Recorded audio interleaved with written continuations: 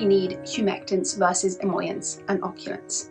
In my video, Hydrating Creams Don't Exist, I got some commentaries and questions about humectants. Can't humectants in creams hydrate our skin? The video's title was, of course, a little bit of an attention grabber because I am keen to give you the most simple yet effective ways to support your skin. To put it simply, hydrating creams don't hydrate the deep tissue, the dermis, where the water levels need to be replenished. I'm going to start with the role, or dare I say, proposed role of humectants. Their definition is to retain or maintain water.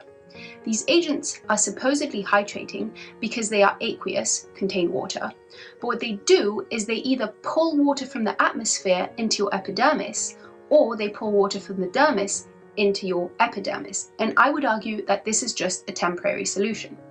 Let me give you nature as an analogy. Here in California, there is a drought. It seems to be okay because we still have water coming out of the tap, here at the epidermis, but we're just digging deeper and deeper into the water table to get that water. Basically, we're robbing the water from the aquifer, the deep layer in the soil or in the ground, until that is replenished, we're in for some more severe droughts, wildfires, and severe climate change consequences. Now, let's look at the ingredients that are popular natural humectants: sodium lactate, glycerin, sorbitol, hyaluronic acid, to name a few. A humectant like glycerin is in an aqueous solution. It can add water to your epidermis, and from my readings, in the process of making glycerin, water molecules are dispersed and thus are smaller than water molecules that you get from your tap water, so they can penetrate the skin. Up until now, something like glycerin appears to be a promising hydrating agent for the skin. Humectants like glycerin are usually present in lotions and creams. You don't apply glycerin directly on your skin because it can be very sticky.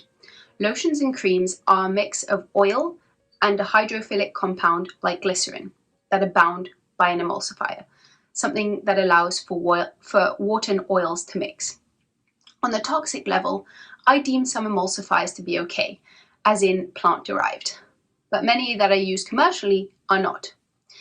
Even plant-based emulsifiers, labeled as super safe, like cetyl alcohol though, require specialized equipment to make and many steps in their manufacturing. In the case of cetyl alcohol, for instance, there is transesterification and distillation of coconut or palm kernel oil using methanol and zinc catalysts, followed by hydrogenating the resulting methyl esters using a copper catalyst. In my humble opinion, the oils used for these emulsifying waxes lose their potency in the process, not to mention all of the energy required to create an emulsifier like cetyl alcohol. Let's think about the planet here for a second.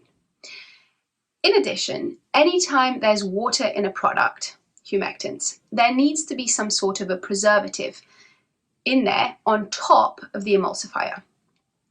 And if there's not, it's illegal. That preservative can be plant-based and natural. For example, vitamin E, citric acid, potassium sorbate, sodium benzoate, organic alcohol, witch hazel, and benzyl alcohol. Side note on citric acid though, that will leave you puzzled, or maybe not, but citric acid is made by feeding black mold sugar like high fructose corn syrup. You heard that right, black mold. Aspergillus niger, the Latin name. Even if it's fed a better sugar like cassava or cane sugar, there's still black mold used in the process. And I'm just thinking about the humans that may be handling this. Of course, there's an assurance that no black mold ends up in the citric acid at the end, but ultimately you decide what works for you. So to summarize, my belief is that in the end, a skincare product loses its potency when a humectant is needed and an added preservative. The way I think about it is, if something needs a preservative, it should just be eaten fresh or put on the skin fresh, or else it shouldn't be used. That's just my opinion. Listen to the end and I'll be sharing where I get my favorite humectant that doesn't require any preservatives or emollients. By the way, I've dug into the research, and humectants seem to only hydrate the skin for anywhere from 4 to 24 hours, though some websites boast 48 hours. So looking at humectants in the context of mass-produced cosmetics, manufacturers of these products use preservatives because it enables them to churn out masses of product with a high water content and low quality ingredients to make greater profit margins, and also to give their products a greater shelf life. And that will be for another video. So often you'll see in ingredient lists aqua as the #1 ingredient, and personally I am not in the business of selling water. So at this point you might be wondering if I'm going to talk about the chief humectant, hyaluronic acid. This is widely used in the clean beauty space, and it honestly needs its own video. It will be linked in the description. So for the reasons above, I forego humectants and opt for emollients and occlants instead. So emollients, everyone pronounces this differently. Emollients is the way it's written, are oils. And oils are the best form of daily moisturizer by replenishing the epidermal lipids to allow the skin's barrier function to do its job, a key part of which is regulating the skin's water content. Now, occlants are mostly waxes like beeswax, candelilla wax, carnauba wax, and some butters like cocoa butter. They truly seal the skin. These are typically found in balms and ointments, and these oils and wax-based products are what I use to avoid water evaporation at the surface of my skin, transepidermal water loss. In addition to this, I hydrate my skin from the inside out, which I cover in my video, We Are Born 75% Water and Die 50% Water, approximately. There I cover the importance of drinking the right water and at the right time. There will be videos regarding hydration linked in the comments, and it's a whole topic of its own because hydration is a key pillar to healthy glowing skin. Now, I know that some of you are going to say, but Celine, I really want that temporary dewiness on my skin. I don't care if it lasts half of the day. I need that instant plumpness.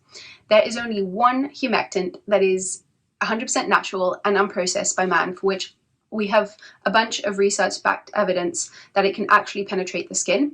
And no, it's not hyaluronic acid. So click in the link in the description to find out what it is. I hope that you find this information useful. I'm here to shed some light on the skincare industry, whether it be clean, green, or petrochemical. My personal skincare beliefs and rituals use common sense infused with evolutionary principles. I also turn to the wisdom of indigenous people from around the world for guidance that I am grateful for and respect. I strive to apply a systems thinking perspective to everything I do. And more than anything, I'm here to simplify the incredibly daunting landscape of beauty products and routines. Because even if you can afford 15 top-of-the-line products, do you actually have time to apply them appropriately and consistently, and only that brand, without mixing different brands? These are some of the things that I explore and share with you in my content and apply to my holistic wellness brand, Anato. Remember to click in the link in the description to find out about my favorite humectant, aka hydrating product that's straight from nature and is not a cream. Voila! If you enjoyed this video, please like it and subscribe or follow us on social media. And more importantly, if you find the information useful for yourself and you think that a friend or family member would benefit from it, please share the video. It really helps us out and spread holistic wellness.